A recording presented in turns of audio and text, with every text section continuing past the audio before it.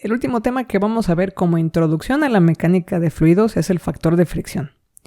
Cuando estamos platicando sobre mecánica de fluidos y estos balances macroscópicos de energía, tenemos que considerar que el hecho de que haya un fluido moviéndose a través de una tubería implica disipación energética por la fricción. Hay más de una manera en que se ha llegado a abordar este tema. De hecho, específicamente les voy a platicar sobre dos métodos, dos estrategias de dos autores diferentes. Aunque la verdad es que en el caso de uno de estos autores, casi parece acto de magia cómo es que les traigo una de las ecuaciones. Y la razón de eso es que en el curso de mecánica de fluidos ahondo mucho más en esta expresión en particular. De hecho, la construimos juntos. Así que, pues, durante fenómenos de transporte la veo exageradamente por encima. El punto es que mover un fluido a través de una tubería tiene pérdidas energéticas. Y estas pérdidas energéticas están relacionadas con cosas como la rugosidad de la tubería y el tipo de flujo que tenemos. Es decir, si es laminar o turbulento. En general, cuando hablamos de factor de fricción, estamos hablando de un término que es adimensional. Fanning, uno de los dos investigadores más famosos que trabaja con este tema, relacionó este factor de fricción por un lado con el esfuerzo de corte y por el otro con la energía cinética del sistema. Esto por sí mismo es una expresión adimensional. Como es un esfuerzo cortante, pues tiene unidades de energía, igual que la energía cinética. Notarás que esta velocidad es una velocidad promedio. Tú ya sabes calcular velocidades promedio. Específicamente la demostración que te voy a mostrar, siguiendo la lógica de Fanning, va a trabajar con la sección del flujo que llamamos laminar. Cuando estamos en la sección que llamamos laminar, se cumple esta expresión de aquí. Y me dirás, ¿y esa expresión de dónde salió? Bueno, resulta que esta expresión la obtuvimos en una demostración hace muchos videos. Esta demostración la obtuvimos en un tema previo llamado flujo laminar dentro de un tubo. No estábamos siendo tan explícitos respecto a que no era un flujo laminar, pero al final de cuentas hicimos el modelado. Ahora ya sabemos que flujo laminar significa que estamos en un Reynolds debajo de 2100 y tenemos este comportamiento como si todo el fluido fuera una serie de laminitas que coexisten una pegadita a la otra y transmiten esfuerzo cortante de una a otra. En esta demostración aprendimos cómo obtener un perfil de velocidades, cómo sacar la velocidad máxima y cómo llegar a la expresión de la velocidad media de un sistema. Hay dos maneras de escribir esto. La más frecuente utiliza el diámetro porque los diámetros son más sencillos de medir en un tubo que los radios. Esta expresión, como todo el tiempo estamos diciendo que es para flujo laminar, es válida en un Reynolds debajo de 2100 o en flujo laminar.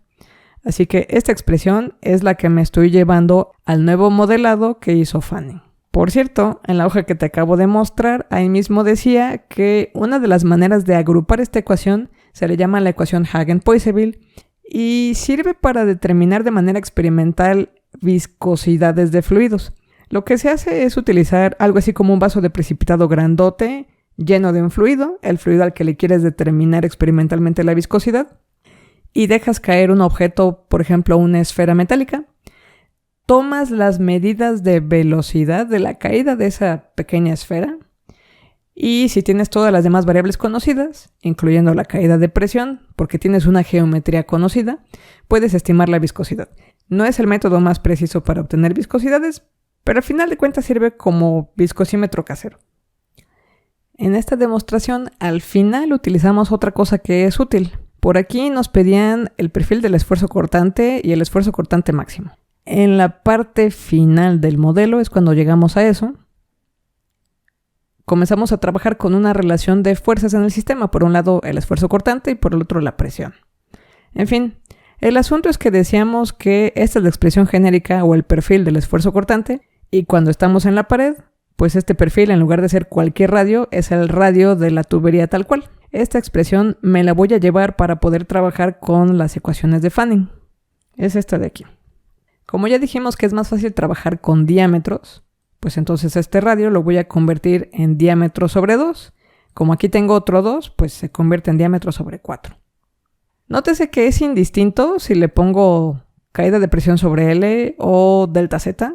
Al final de cuentas, ustedes entienden que se refiere a la longitud total de la tubería con la que estemos trabajando. De manera que ya tengo todos los elementos que necesito para hacer simplificaciones aquí en el factor de fricción de fanning. Por un lado tengo el esfuerzo cortante en el muro y por el otro tengo la relación de la velocidad media que también puedo despejar para caída de presión. Esta caída de presión pues es la misma que tengo aquí, de manera que si se fijan todos los elementos están relacionados. Lo primero que hago es dejo intacto el denominador y sustituyo nada más el numerador, que es el esfuerzo cortante en el muro. Insisto que da igual si utilizo delta Z o utilizo L. Únicamente es importante que recuerden que lo que esta variable significa es la longitud de la tubería. Y aquí, en la expresión de caída de presión, voy a sustituir esta, que es la expresión de Hagen-Poiseuille. Utilizo variables comunes, así que en ambos casos voy a utilizar diámetros. Y en estos pasos, básicamente voy a hacer álgebra.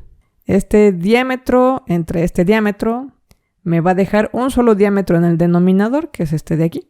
Este 1/4 lo paso al denominador, que va a ser este de acá. Hago la relación entre los números. Este 32 que tengo aquí, entre el 2 que tengo acá, se convierte en 16. Y luego tengo velocidad al cuadrado en el denominador, pero una velocidad en el numerador, así que va a eliminarse esta velocidad con uno de los exponentes. Y como recordarás, la longitud equivalente, que en este caso es el diámetro por velocidad por densidad entre viscosidad, es el número de Reynolds. Así que esto es la inversa del número de Reynolds. Esta expresión solo sirve si estamos hablando de la zona laminar. ¿Por qué? Porque estuvimos trabajando con expresiones que sacamos de un modelo de flujo laminar. Es decir, cuando el número de Reynolds vale menos de 2100. Para el factor de fricción de Darcy, aquí el asunto es que, esto de este lado, la expresión izquierda, es otra vez la expresión de Hagen-Poiseuille. Esto quiere decir que sirve para régimen laminar, donde el número de Reynolds es menor a 2100. Esta ecuación de aquí a la derecha, que ya tengo toda tachada, porque estoy haciendo simplificaciones en el apunte, la encontramos juntos en el curso de mecánica de fluidos en el tema que se llama análisis dimensional. Cuando hablamos de análisis dimensional no me refiero a esta metodología en la cual con razones y proporciones hacemos conversiones para resolver problemas. Son un par de métodos que nos sirven para identificar a partir de un montón de variables en un sistema cómo se interrelacionan unas con otras. Entonces, pues en realidad ese tema lo tengo mucho mejor desarrollado en el curso de mecánica de fluidos. Y el punto aquí a rescatar es que este investigador, Darcy, junto con Weisbach, trabajaron para analizar la equivalencia, esto a partir de experimentación, de tal suerte que ellos obtuvieron también una determinación del factor de fricción. Y bueno, espero que sea razonablemente claro esta expresión de aquí, a pesar de que les estoy dejando en la oscuridad de dónde sale esta ecuación. Este 32 junto con este 2 se convierten en este 64. Variables como la gravedad desaparecen porque están en la misma posición en ambas expresiones, misma posición, mismo exponente. Y las otras variables se simplifican convirtiéndose en la inversa de Reynolds. ¿Cuál es el punto entonces de tener dos factores de fricción donde uno dice que para laminar vale 16 sobre Reynolds y el otro dice 64 sobre Reynolds? Eso quiere decir que cualquiera puede sacar un factor de fricción con un numerador diferente. ¿Y luego qué voy a hacer con los distintos numeradores? ¿Para qué me va a servir esto en términos prácticos?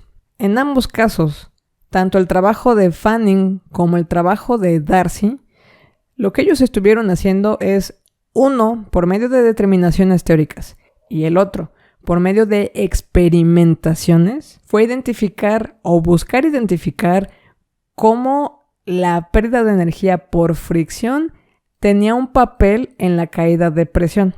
Al final de cuentas, el hecho de que ambos concluyan que el factor de fricción para régimen laminar está relacionado con la inversa de Reynolds hace que ambos trabajos sean respetables. Para fines prácticos, si tú estás trabajando con el factor de Fanning, simplemente necesitas hacer una equivalencia por un factor de 4 para que el resultado que obtengas sea el mismo que obtendrías si hubieras estado trabajando con el factor de fricción de Darcy. Es decir, no pasa nada por cuál de los dos caminos te vayas, siempre y cuando estés claro que es importante hacer una conversión entre un sistema y el otro. Yo personalmente, como trabajo más desde la determinación de esta ecuación en el curso de mecánica de fluidos, todo el tiempo estoy trabajando con las gráficas que utilizan el factor de fricción de Darcy. Esas gráficas son análogas a esta que te muestro aquí adelante. ¿Cómo se distingue una gráfica que se trabajó a partir de la lógica de Darcy respecto a una gráfica que se trabajó con la lógica de Fanning? Pues porque en la zona laminar, si estoy con Darcy, dice 64 sobre Reynolds, y si estoy trabajando bajo la lógica de Fanning, dirá 16 sobre Reynolds. Y estos gráficos con muchas rayas, ¿qué significan? A partir de muchos experimentos, lo que se hizo fue identificar cómo se pierde energía por razones de fricción. Y eso está relacionado con dos cosas. Por un lado, con el número de Reynolds, que es este eje horizontal, y por el otro, con el nivel de rugosidad de las tuberías. Estoy hablando de muchos conceptos al mismo tiempo. A ver, dije que si estoy en la zona de régimen laminar, esta expresión del factor de fricción la puedo sacar como una ecuación de la recta sencilla. Bien sea 16 sobre Reynolds si estoy trabajando con Fanning o 64 sobre Reynolds si estoy trabajando con Darcy. Eso quiere decir que si estoy debajo de 2100, aquí en Reynolds, es esta línea roja, es una ecuación de la recta. Si estoy arriba de esa zona, dijimos que hay una zona de transición que llega más o menos al 40.000 de Reynolds. Y de ahí en adelante, régimen turbulento. Yo personalmente, la verdad es que no hago distingo entre transición y turbulento. Si estoy debajo de 2100, me voy a trabajar con esta ecuación de la recta. Si estoy arriba de 2100, me vengo a buscar cómo se comportó experimentalmente el sistema en el gráfico. Y luego, todas estas curvas mencioné que están relacionadas con la rugosidad de la tubería. ¿Qué es esto? Bueno, pues es que sucede que ninguna tubería termina perfecta. Por lo general vamos a encontrar que la superficie en el diámetro interno tenga ciertas irregularidades. Este tamaño promedio es el que llamo rugosidad, esta distancia. Este dibujo es obviamente cualitativo, pero notarás que hay zonas donde la rugosidad es pequeñita, como aquí, y zonas donde la rugosidad es muy grande, como aquí. Básicamente, dependiendo del material y del proceso en el que se haya trabajado, podemos encontrar tablas de rugosidad promedio. Esta rugosidad, en relación con el diámetro de la tubería, es lo que me da este parámetro en este eje que dice rugosidad relativa. Dependiendo de esa relación de rugosidad relativa en mi tubería, yo voy a identificar cuál de todas estas líneas negras es la que yo debo leer cuando entro al gráfico con el número de Reynolds. Es decir, primero voy a ver qué datos tengo de la tubería y del fluido, obtengo el número de Reynolds. Si estoy debajo de 2100, me voy a esta ecuación de la recta. Si estoy arriba de 2100, entro al gráfico por el número de Reynolds, subo hasta la curva que corresponde a la rugosidad relativa y de ahí haré mi lectura hacia el eje del lado izquierdo, que es el factor de fricción. El factor de fricción lo utilizaré en mi curso de mecánica de fluidos para saber cuánta energía tal cual se está perdiendo y bueno, hacia dónde vamos en el curso de mecánica de fluidos al utilizar esto es dimensionar el tamaño de bomba centrífuga que voy a necesitar para poder mover cierta cantidad de fluido de un punto A un punto B. No vamos a hacer todo eso en el curso de fenómenos, aquí nada más les damos las bases. Este diagrama se llama diagrama de Moody. Si no te gustan los diagramas, si no te gusta hacer lecturas en gráficos, hay alternativas. También hay distintos modelos empíricos. El modelo empírico que mejor cuadra con los datos experimentales que están representados en esta gráfica es el modelo de Colebrook-White, que es este que te muestro aquí abajo. Esto, epsilon sobre D, es rugosidad relativa. Este es el factor de fricción y este es el número de Reynolds. Los demás números son básicamente números de ajuste. Este modelo se obtuvo a partir de experimentar con muchas tuberías comerciales. Hay más modelos, no es el único. Este es el que yo he encontrado más práctico para mis cursos. Y para tratar de darle un sentido por fin a todo esto, vamos a ver un ejemplo simple. Nos dicen que del ejemplo anterior, en el cual obtuvimos ciertos números de Reynolds, hay que obtener el factor de fricción con el diagrama de Moody. Este diagrama de Moody que a mí me gusta usar está relacionado con el factor de fricción de Darcy, 64 sobre Reynolds. Este factor de 64 sobre Reynolds es el mismo que vas a encontrar si utilizas el modelo de Colebrook-White. Por eso me gusta a mí utilizar este, porque todas las ecuaciones que uso cuadran unas con otras. Me dan un dato adicional, una rugosidad relativa de 0.001, que eso me va a servir para ver cuál de todas las curvas voy a utilizar para leer. El primer inciso es un Reynolds turbulento, que recordarás que obtuvimos trabajando con agua que fluía a razón de 1.5 litros por segundo. Ingreso entonces al gráfico de Moody. Yo a veces le digo diagrama de Reynolds. Entro más o menos en este 4.5 y me voy a la curva de rugosidad relativa de 0.001. ¿Por qué? Pues porque ese es el dato que me dieron. Donde cruzan esta curva y esta línea vertical, voy a hacer mi lectura en horizontal al factor de fricción. Esto me da razonablemente 0.0245 y esto lo puedo comprobar con la ecuación de Colebrook-White.